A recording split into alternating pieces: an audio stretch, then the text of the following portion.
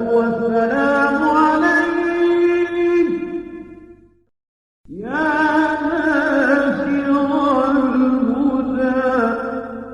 Nah, cara kita memperbaiki diri itu gimana? Supaya ya kita mendapatkan jodoh yang terbaik lah. Setelah kita bertaubat dengan segala masa lalu kita, lupakan, mandi taubat, sholat sunat taubat. Setelah itu kita memperbaiki diri, ketemu dengan orang yang baik. Setelah itu kita berusaha, kalaupun dia ada kekurangan kita tutupi, ya bersama. Bukan sekedar sehidup semati, tapi sehidup sesurga. Ya. Karena kalau sehidup semati, aku hidup, kau mati. Tapi sehidup, kita bersama di sini, kita sudah dipertemukan Allah, aku juga ada kekurangan, kamu juga ada kekurangan, kita berjalan bersama, mencari ridha Allah, sampai akhirnya nanti, setelah kita lulus ujian ini, nanti kita di surga bersama Nabi Muhammad SAW. Saling melengkapi. Saling melengkapi. Ya namanya kita juga manusia, ada silap, ada khilaf, ada lupa, ada salah. Nah, Ustadz, teman saya hilap nih. Si Budi namanya. Dia nikah, cari pasangan, kan ya cari yang bagus-bagusnya begitu. Ngelihatnya dari nafsu duniawi lah Ustadz. Ternyata rumah tangganya nggak baik-baik saja. Kalau dari pandangan Ustadz, sebenarnya dia nikah nih, keluarganya nggak baik-baik itu karena apa? Apakah memang ujian dari Allah karena niat menikahnya sudah tidak benar dari awal? Ya. Gimana Ustadz? Jadi masalahnya tidak sesimpel yang kita pikirkan. Karena ada dua makhluk yang berbeda. Dari mulai background pendidikan sampai mungkin beda suku, beda karakter, beda pendidikan. Jadi mereka ini mesti didudukkan bersama. Makanya dalam Al-Quran itu kalau sudah enggak ada titik temu, fa in khiftum shiqaqa bainihima fab'atsu hakaman min ahlihi, mesti dicari orang yang lurus, yang baik, hakam. Hakam ini kalau bahasa Arab ketemu Manchester United dengan Arsenal, ada hakam di tengah, ada hakim, dewan juri, yang kira-kira orang yang tidak ada keberpihakan, hakaman min ahlihi dari pihak laki-laki, wa hakaman min ahliha dari pihak perempuan. Karena kalau mereka didudukkan, ini sudah seperti Tom and Jerry, silap-silap ini kena cakar. Nah, maka didudukkan bersama. Setelah didudukkan, laki-laki, perempuan, hakam dari pihak laki-laki, hakam dari pihak perempuan, duduk, judulnya mau dibawa kemana hubungan kita. Yurida islahan, kalau mereka memang betul-betul mau memperbaiki diri, yuwaffiqillahu bainahuma, Allah akan mempertemukan mereka. Allah akan mempertautkan mereka. Maka ada waktu break sejenak. Makanya jangan heran ketika ada saat break itu, lagi proses apa? Ini lagi proses, apa istilahnya itu di pengadilan? Mediasi. Kenapa? Ya hati yang panas ini nggak bisa. Manusia ini makhluk yang pelik. Kelihatannya aja sederhana. Tapi di hatinya, di kepalanya bercabang-cabang. Rumit, ribet, jelimet, sulit.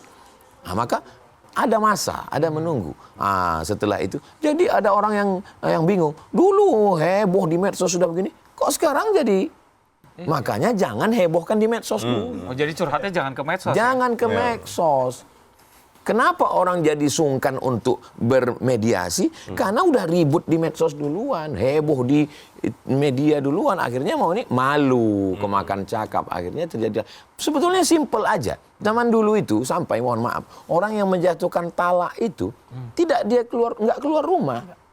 Jadi ketika dia jatuhkan talak, na'udzubillah, dia tidak keluar rumah. Dia masih tetap satu rumah selama masih ada iddah 3 bulan. Jadi sekedar dia pisah kamar, ya ketika hujan turun, ya balik lagi.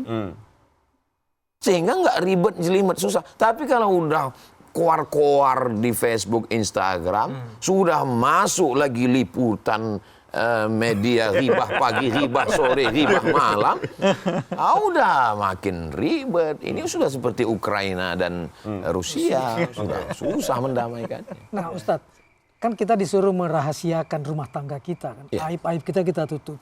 Kapan waktunya kita bisa membuka pintu untuk mediator masuk?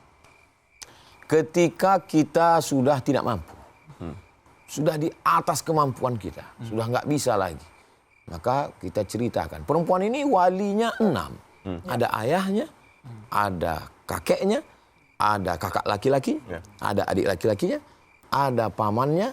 Jadi saudara kandung ayahnya dan saudara kandung ibunya. Nah, ke-6 orang ini yang akan menasihati dia. Jadi kalau ada 6 orang ini yang masuk, bukan berarti mereka mengintervensi keluarga kita. Mereka sedang menjalankan ajaran agama. Nah, bolehkah orang di luar 6 itu? Pakar, guru agama kita, Ya kalau kita minta, kita sebagai orang manistasyara, orang yang meminta nasihat. Kalau di ormas namanya Dewan Syuro. Syuro musyawarah.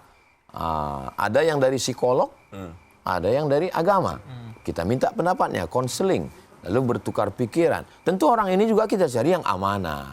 Jangan sampai dia ceritakan. Maka saya nggak pernah menceritakan. Kalaupun diceritakan hanya mengambil pelajaran, nama nggak boleh disebut. Ada kode etiknya. Karena tujuan kita adalah untuk mendamaikan mereka. Merasa bahagia melihat kebahagiaan orang lain. Jadi kalau ada orang yang justru memperkeruh suasana, itu dia setan. Ladzi waswisu fi sudurin nas. Baik, Tat, ini saya cuma ngobrol-ngobrol aja nih. Saya ngobrol sama teman-teman yang masih Gen Z lah, Tat. Iya. Ya kan? Saya adalah orang yang masih percaya, saya punya anak 3, saya orang yang sangat percaya bahwa nikah itu ada rezekinya, Udah, istri bawa rezekinya. anak 3? Iya, anak 3. Sangka belum nikah. Oh, berarti awet muda. Masya Allah.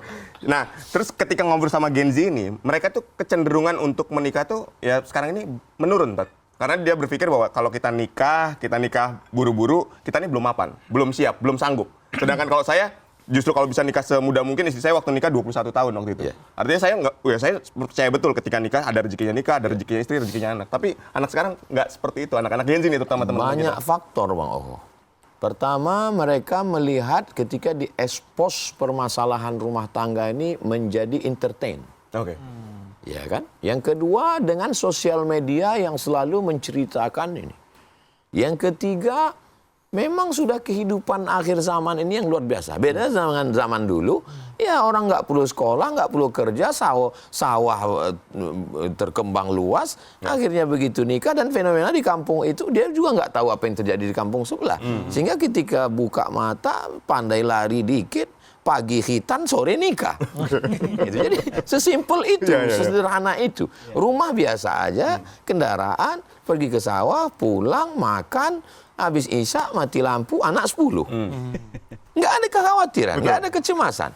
Tapi orang sekarang berpikirnya, penyakitnya, ribetnya. Jadi hidup ini kalau ada orang mengatakan, hidup sekarang lebih mudah, Pak Ustadz. Sebetulnya hidup sekarang lebih ribet. Kakek-kakek kita dulu yang punya anak 10, ketika dia meninggal, 10-10-nya berhasil. Punya sawah, punya padi, bisa sekolah, ada rezekinya. Jadi sebenarnya manusia dengan kecanggihan teknologi, dia sedang. Lalu solusinya apa? Kembali ke ajaran agama. Iya kunu fuqara. Kalau dia fakir, kalau dia miskin, yughnihimullah. Allah akan mencukupkan dia. Makanya berapa banyak orang, kami dulu susah Pak Ustadz. Ketika kami mau bertamu ke rumah orang, dia tutup pintu karena dia nyangka kami mau minjam beras. Tapi sekarang Pak Ustadz, yang ngomong begini, yang ngundang saya, cerita di ballroom, acara buka bersama, seluruh karyawan ribuan dia yang nanggung. Artinya apa? Dia dulu merasakan susahnya. Sampai keluarga sendiri nggak mau buka pintu karena melihat pasti mau minjam beras. Ternyata sekarang dia bisa berikan makanan orang banyak. Nah, jadi sebetulnya mereka kehilangan satu sisi dari kehidupan, kehilangan aspek spiritual. Tuhan, agama. Itu orang barat nggak bertuhan, buktinya maju-maju, kaya-kaya, hebat-hebat. Susah Ustadz mau menjelaskan itu. Nanti kalau Ustadz yang Ustadz nggak ngerti, Ustadz nggak tahu. Ketika terbuka bahwa ternyata mereka penyembah Baal, penyembah Tuhan dalam bentuk kambing, yang sesajennya adalah bayi-bayi kecil, bahkan memakan daging manusia. Ternyata manusia punya sisi spiritual.